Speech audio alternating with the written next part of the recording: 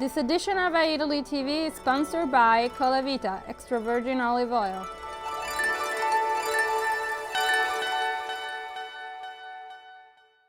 And Cheerio chopped tomatoes.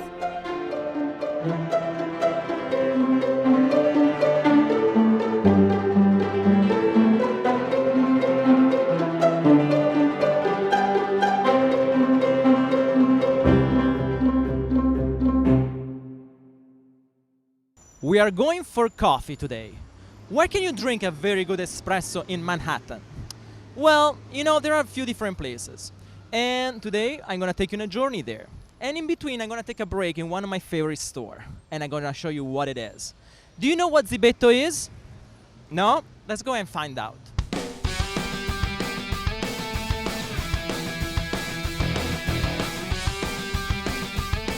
I'm standing in front of Zetto Espresso Bar in Midtown Manhattan. In Italy, you stand at the bar, you drink your coffee, and you leave. This is a very tiny little bar, and you only can stand. Anastasio, un espresso per favore.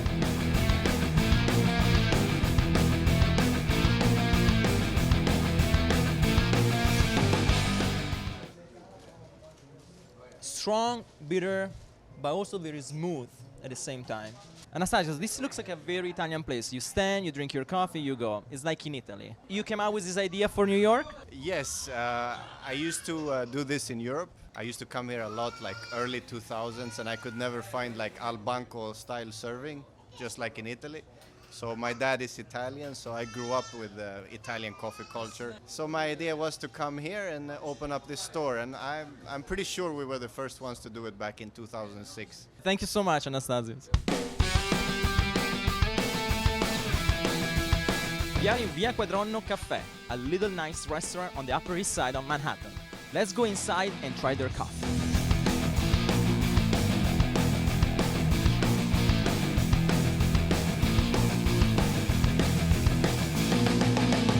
How important is the water to make a good espresso?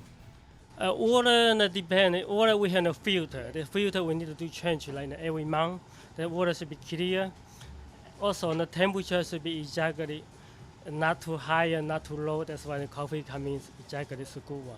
A good espresso, you can taste it without sugar because it tastes delicious.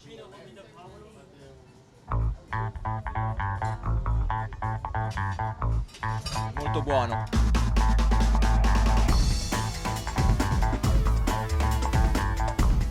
Information. Well, the information I'm going to give you, you cannot find it here. Now, after 2 coffees, I really need a hat.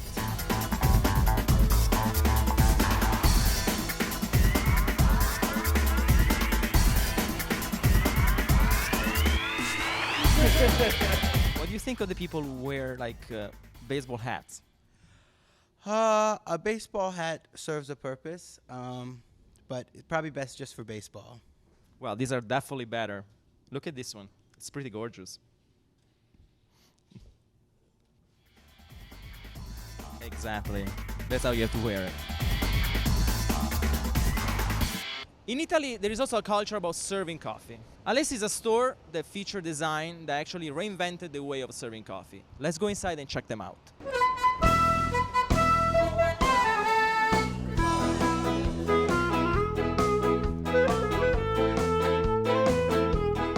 Caffettiera Napoletana, the Neapolitan way to make your coffee. As you can see, you need to twist it, then you serve it. This is for long coffee, and this is for short coffee. No, just kidding. This is just for kids.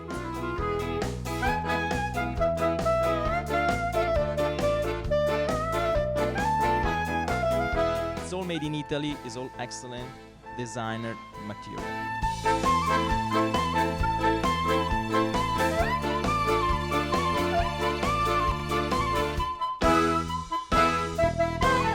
Luce Vino in the heart of the East Village. Coffee is very important also according to who serves it to you. You want to feel welcome. You want to feel the Italian spirit when you drink it. Let's go inside and try it. In Rome, they serve espresso with a cornetto, or croissant, as the French people call it.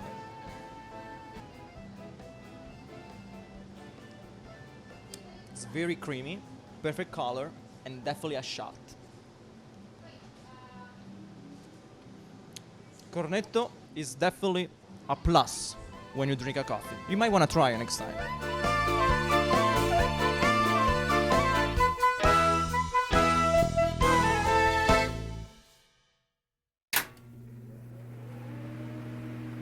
I'm sitting at Casa Italiana Zerilli Marimo at New York University, an Italian cultural center in the heart of Manhattan that hosts many seminars, concerts, and readings. Let's start from Charles and Michelle Ciccolone, husband and wives, expert of Italian food and wine. They're sitting in a restaurant in Brooklyn, and they're gonna talk to us about Italian cold cuts.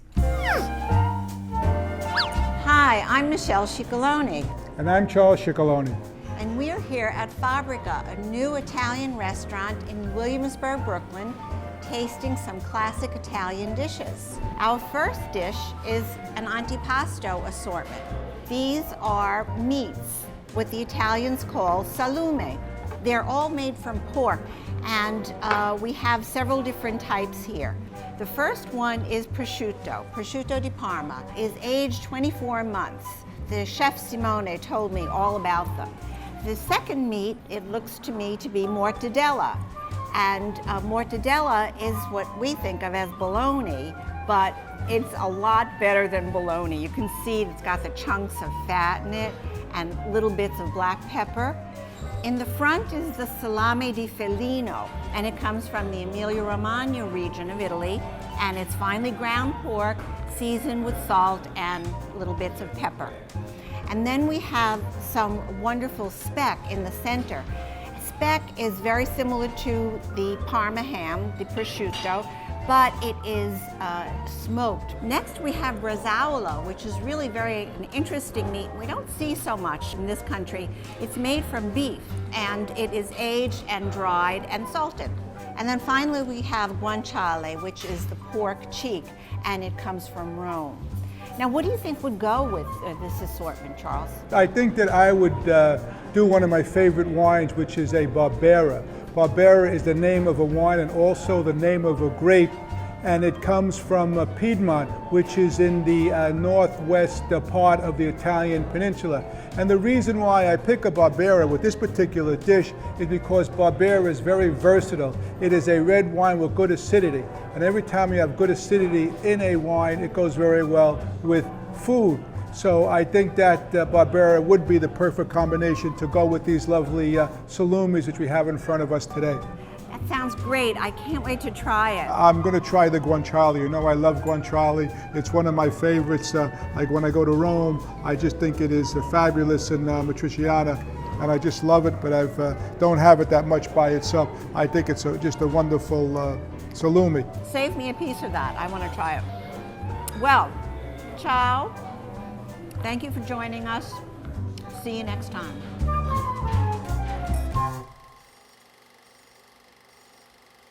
Fred Plotkin, pleasure activist and connoisseur of Italian culture, is going to talk to us about the subtitles at the Met. And do you know what the word terroni means?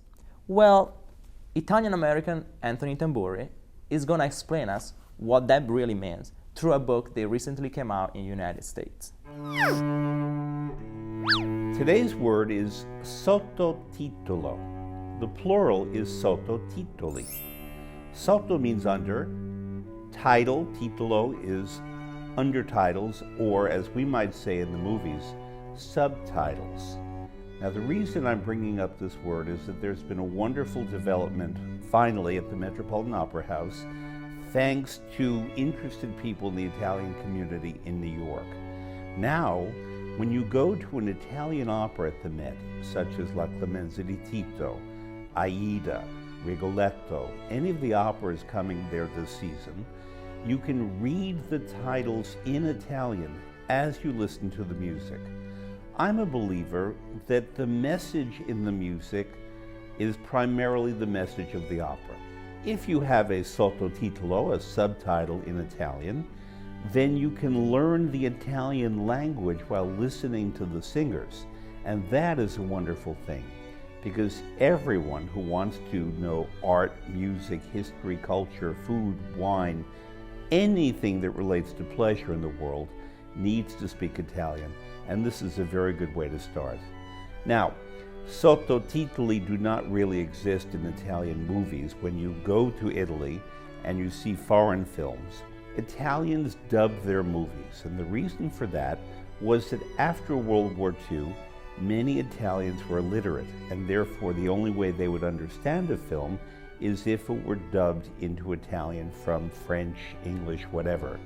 Nowadays, the literacy rate in Italy is higher than it is in the United States. So obviously the Italians who go to films can read subtitles. And just like music, the voice communicates what an actor wants to say. When an actor acts in Italy, it says that he is recitando, reciting. So if you hear Woody Allen or Al Pacino dubbed into Italian, you cannot understand what the sound is, what the spirit of the actor is. So my proposal is sottotitoli at the Metropolitan Opera in Italian and sottotitoli in Italian in movie theaters in Italy. Then we will all understand one another much, much better.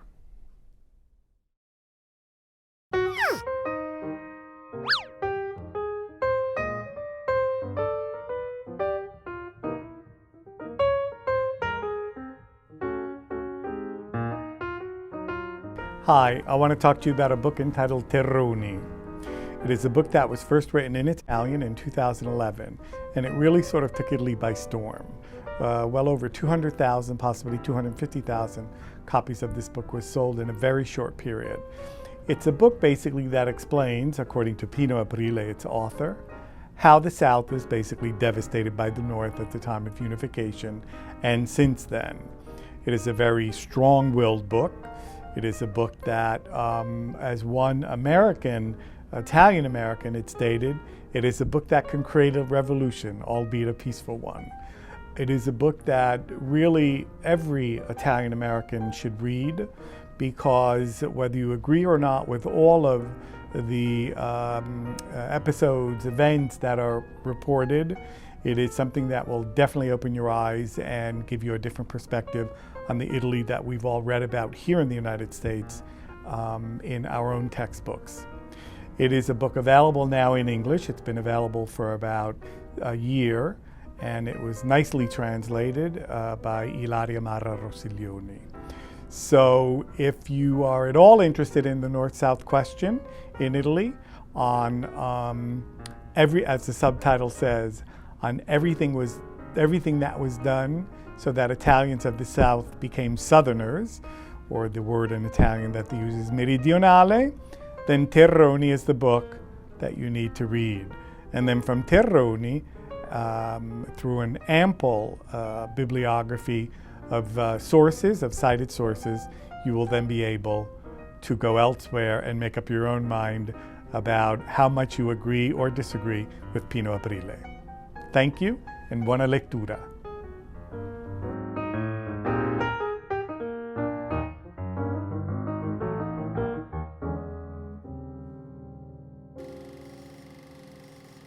Henry De Luca is a Neapolitan writer with books that have been translated also in English. He has a magic and poetic approach to his writing. And then also for our segment, I-People, we go around and interview Italians and Italophile, and we kind of try to figure it out how they live their Italy in New York. Della mia infanzia non ricordo i giocattoli, che pure c'erano, ma insomma, sono cresciuto dentro la stanza dei libri di mio padre, allora quella materia intorno mi è sempre stata affezionata, mi è piaciuto leggere.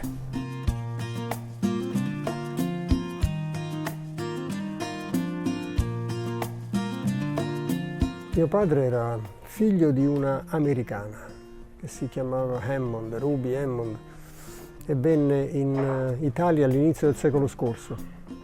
Sposò un napoletano e mise dei nomi inglesi ai suoi figli. E io porto il nome di uno zio che si chiamava appunto così, Harry, con le H-A-R-R. Ma quando è passato a me questo nome io l'ho semplificato ai minimi termini con cui si pronuncia in italiano. Quindi sono Harry per questo. Mio padre era figlio di questa americana e dei suoi fratelli, lui era quello che più era affezionato ha questa origine americana. Ha pensato tutta la vita, insomma, di provare a venire a stare qua. Quando era giovane lui c'era la guerra e l'Italia era nemica degli americani. E allora lui si medicava questa distanza, questa impossibilità con la letteratura. È stato sempre un lettore appassionato, accanito, affamato di libri, molto più di me. E quando è capitato dopo la guerra, nel 1951, finalmente ottenne un visto per venire qui, allora lui venne, 60 anni fa, cioè proprio la quantità di tempo di cui è formata la mia vita. Venne qui per un visto di 9 mesi, e guadagnò anche parecchio qui perché cominciò un importo di prodotti alimentari italiani nel 1951. Avrebbe fatto una fortuna. Ma mia madre non volle seguirlo e lui aveva questo marmocchio, cioè io appena nato in Italia, e fece scadere tutti quei 9 mesi e l'ultimo giorno ritornò indietro e rinunciò all'America, se la è conservata nei libri. Ed ecco che tocca, a distanza di così tanto tempo, per me rimettere piede nel suo posto ideale, nel suo posto dei sogni. Beh, qui a New York so che c'è il Palazzo delle Nazioni Unite, ma qui le Nazioni Unite si incontrano al piano terra della strada. Qui sono quelle le Nazioni Unite, sono persone che si sono sistemate qua, fianco a fianco, senza troppi attriti. All'inizio la storia di New York, come la conosco io, è una storia di attriti tra etnie, tra gruppi che si contendevano, gruppi etnici che si contendevano il territorio, se lo spartivano, e gli italiani sono stati molto, molto bastonati. In certi periodi anche al di sotto erano considerati anche meno dei negri. Dunque qui ci sono stati attriti che oggi però sono diventati mescola, sono diventati mastice, colla, che tiene insieme questa umanità che qui è di passaggio, insomma. In genere nessuno sa cosa succede il giorno prima della felicità. È difficile prenotarsi un appuntamento del genere.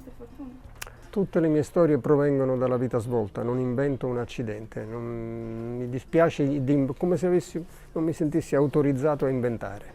Io non posso parlare di scelta per quello che mi è capitato nel corso dell'esistenza. Mi sono trovato di fronte a delle cose che mi hanno fatto rispondere in quel modo. Però i libri, e ho avuto la fortuna di averli intorno fin da bambino. Ecco, se uno decide che tutta la sua vita può essere messa dentro quel cesto della scrittura, stretto, dentro quell'alloggio compresso di parole, se decide che questa è la sua unica forma di trasmissione della sua esperienza, allora troverà la sua lingua e la sua strada. Altrimenti, se è un tentativo, se è semplicemente una delle varie forme artistiche che vuole assaggiare, non si aspetti granché da questa attività.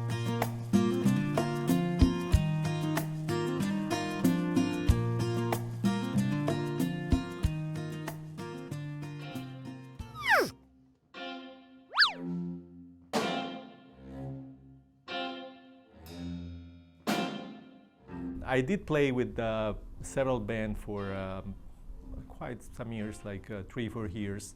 And then, I started to study classical music, and I got really deep into contemporary music and kind of forgot all this background.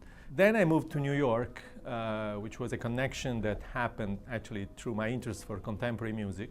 And when I came here, one of the musicians I connected with more deeply was Jim, because Jim actually has a very solid background as contemporary music percussion player. Let's see, I think it was sometime in the mid to late 1990s, the East Village improvisation scene was flourishing.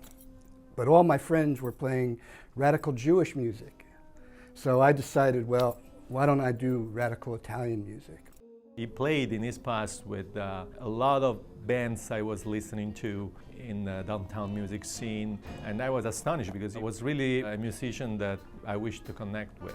And so I put together this incredible band with Anthony Coleman, Mark Rebo, Christine Bard, Sebastian Steinberg, and I transcribed a couple of tarantellas and some other Southern Italian folk music, and we played at Roulette. And then I kind of forgot about the music, and around 2003, Marco was here in New York, and we met, and he said, "Oh, why don't you come to Napoli and stay with me?" And so he put together an amazing band involving musicians like Doug Wieselman, Mark Feldman at the time. And I think Marco would agree with me. It's about the music itself. It's improvisation, it's passion, it's musicality, it's everything. We have done some touring, but we're hoping to expand our touring all over the world because we found that just about anyone, no matter who you are, whether you like improvisation, whether you like Southern Italian music, whether you just like music in general, these are a bunch of great, great musicians, and hopefully we can bring it out to you all.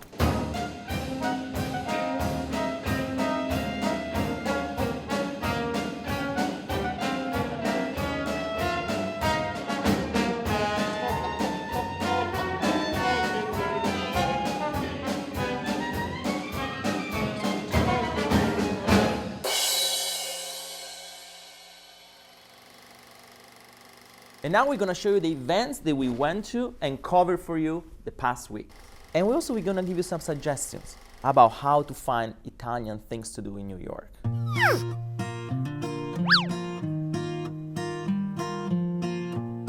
There's a lot of culture in New York. I mean, there's as much culture in New York as there is anywhere else, but you want to be able to bring a little more of the European flavor here, you know, a little more relaxed. Let people sit and have a drink and let people slow down a little bit. What we try to do today is to tell a story about how a neighborhood could come together to try to create areas, spaces that inspire and refresh the human spirit. We're trying to create that in some of these streets by closing the streets and having a bit more for pedestrians and having a drink and having a meal and relaxing, a little bit more of a relaxed atmosphere rather than so much traffic all the time. Alcune cose che mi sono rimaste in tasca, nel cuore, nello sguardo, mi sono state passate da alcuni professori che ho incontrato nella vita.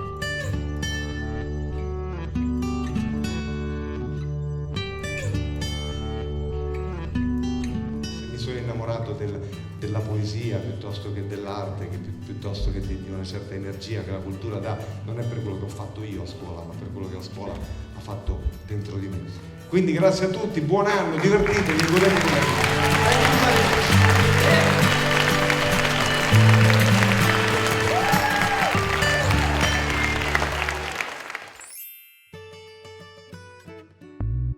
We decided to organize this as a way of connecting what we do as literary work with the Italian American population in general, because we don't always reach them through other means. Sometimes we do, but sometimes we don't. We just organized all the writers, and we got this beautiful sign made, and we'll have a banner someday too. We hope to at least call attention to the writers. People a lot of times think Italian American culture is just food.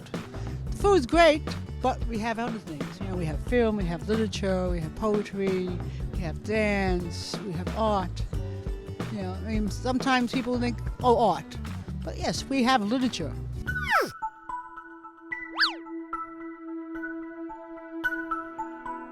To officially kick off holiday season New York style, you can't miss the Christmas tree lighting ceremony at Rockefeller Center. It features musical performances from a variety of popular artists. Schermo Napoli at Casa Italiana Zerilli Marimò. Movies about Naples created by emerging filmmakers, journalists and documentarians. Schermo Napoli is part of 41 Parallelo, a segment of the Napoli Film Festival. The event is in Italian with English subtitles.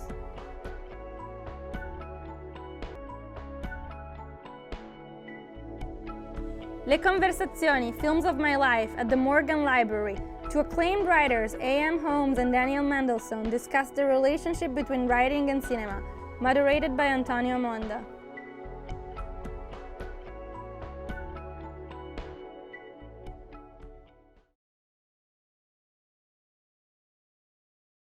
Peppe Voltarelli, Trip Father's Belonging. This is a canzone italiana show. Mixing up the songs of famous Italian artists and his own songs, he tells his personal story of emigration from the south to the north of Italy and all over the world. Art exhibition. Antonio Nunziante reimagines a new classic art. Inspired by Caravaggio and able to mix naturalism, symbolism, Baroque, Nunziante used revised techniques from the 16th and 17th centuries tradition.